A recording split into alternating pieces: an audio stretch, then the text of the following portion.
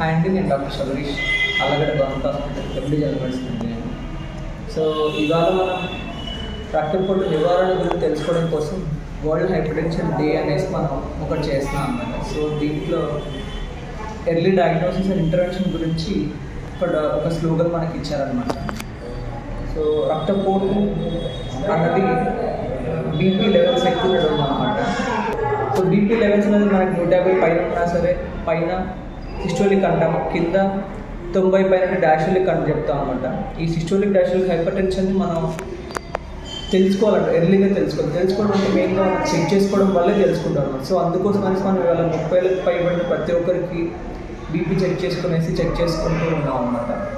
So మనకి BP ఎవరెవరిలో వస్తుంది అంటే మెయిన్గా టైప్ ఏ పర్సనాలిటీస్ అంటాం అనమాట. అంటే టెన్షన్ లైఫ్లో ఉన్న వాళ్ళకి, ఎక్కువగా పని ఏం చేయకుండా ఉండే వాళ్ళకి, అండ్ కొవ్వుతో కూడిన ఆహారాలు అంటే ఫ్యాట్స్ కానీ చీజ్ కానీ ఇలాంటి ఆహారాలు తీసుకున్నకి, మంది ఎక్కువ తాగే వాళ్ళలో ఎక్కువ ఉంటుంది అనమాట.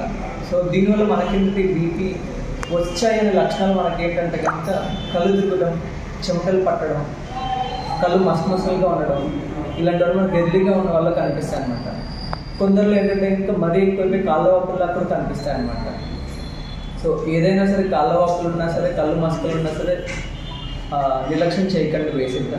సో ఒకవేళ మీరు నిర్లక్ష్యం చేస్తే మనకి తల్లో బ్రెయిన్ చోట్ దగ్గర నుంచి స్టార్ట్ చేసుకునేసి కళ్ళు హైపర్టెన్సివ్ రెటినోపతి అనేసి, గుండెలో మనకి హార్ట్ ఫెయిల్యూర్ అని, ఇవన్నిటికి మూల కారణం అదే అనమాట. మనకి కాళ్ళలో చూసుకుంటే కనుక మనం పెరిఫెరల్ ఆర్టరీ డిసీజ్ అంటాం అనమాట. అది వస్తుందన్నమాట. అంటే ఫస్ట్ తల నుంచి స్టార్ట్ చేసుకొని కింద పాదం వరకు ప్రతి దాన్ని అఫెక్ట్ చేస్తామన్నమాట మనకి బీపీ.